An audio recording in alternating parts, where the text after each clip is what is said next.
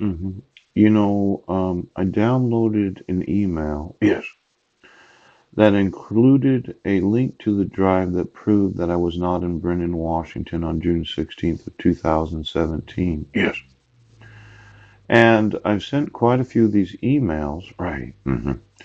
where I document that my sons were taken without any due process. hmm And for some reason, the police department just doesn't really want to do what the law says. Yeah, Now, this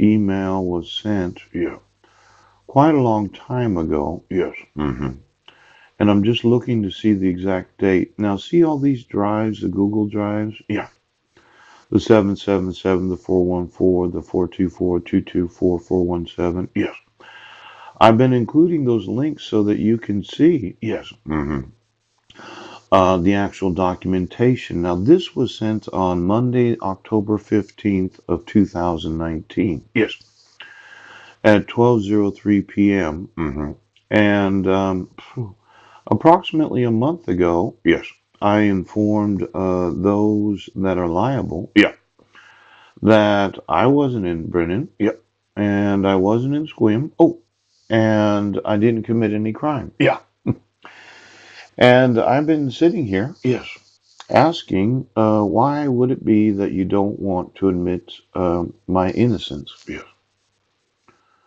Now, you must have a good reason for it. hmm hmm the thought was what you're making is more important than the actual laws. yeah, And you're trying to perfect cloning technology so that the individual that you're manufacturing yes, is impervious to actual pain, yes, injury. Oh.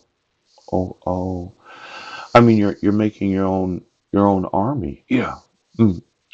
Now, when thinking about the military and what they have to do every day, yes, there was this thought that they just go to work and they wait for the next war. Where I thought that they had an obligation to make sure that there are no enemies of the United States yes, that are not yes, actual human beings. Now, in a war, yes, what is fair is yes, if your enemy is human and you're human, yes, you can actually kill each other. But anytime you're working with technology where the enemy is impervious to death, it's an unfair war.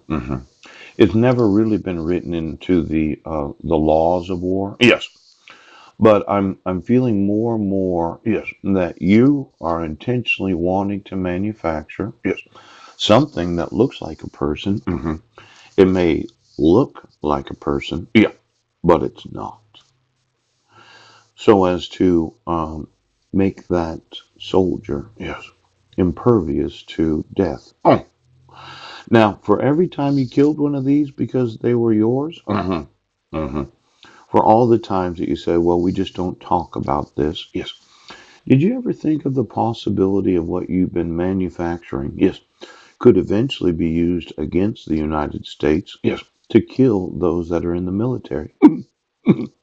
See, a lot of these uh-huh, have this idea yes, that you're not going to kill me, yes, not in this family, no, and if necessary, we will go to war. yes, Now, this judge advocate, the officer of the Judge Advocate General's Corps of the Army, Air Force, Marines, Navy, and the United States Coast Guard, yes, the individual attorneys of the United States military. Every night I email the CID, and for some reason, right, the United States military feels no threat yes, against anything manufactured mm, that could be used as a war machine yes, to kill soldiers.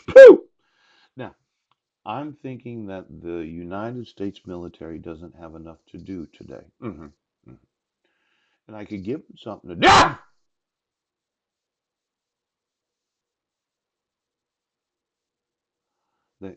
They don't want to admit that there's manufactured yes, anything and everything that could kill hmm those that are in the military.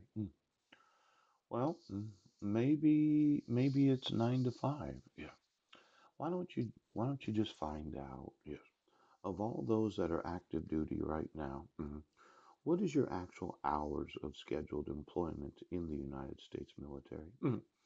See, I thought it was a volunteer, Army, Navy, Air Force, Marines, and National Guard. Yes. And when you volunteer, you enlist and you agree to a certain pay grade. Yes. Now, let's say you had to work 14 hours a day. Yes. And of course, you'd complain about that. You'd say, well, no, actually, the contractual obligation for myself. Yes. There's no pay increases anymore. Yeah. When you're working in the United States, let's say you went overseas, you were in Iraq, Afghanistan, any of these nations where they're having some sort of military conflict. Yes. There you get 24-hour pay, you get like a danger pay. But if it happens in the United States or the jurisdiction of the United States, you don't actually get any additional pay. It's a pay grade. Yes. Now, I know the military says, well, we have certain hours of operation. Yes. Well, we agreed to schedule you for approximately 9 hours a day. You get a 15-minute break after the first 2 hours. Yeah.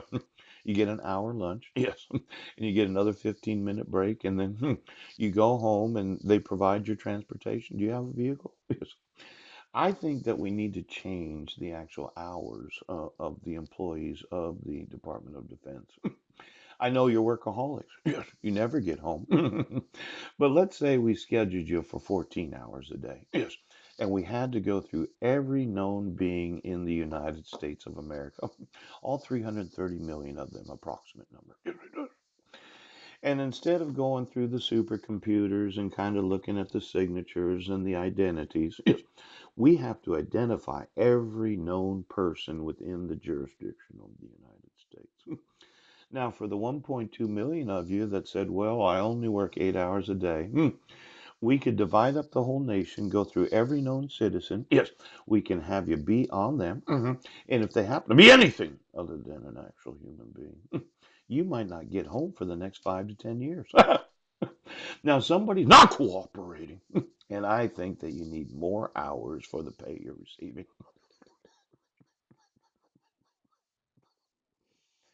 Let's start scheduling you for 14 hours a day. You can have a 15-minute break every 2 hours. Yes. You can take your lunch in 4 hours. You don't get any overtime. See, when you agree to enlist in the military, you agree to the hours that they have. And since we're not having a war, you don't get any additional pay. Now, for all of those that thought, well, we don't have enough to do, when you're scheduled to be on base 14 hours a day, yes, you're scheduled to work 14 hours a day.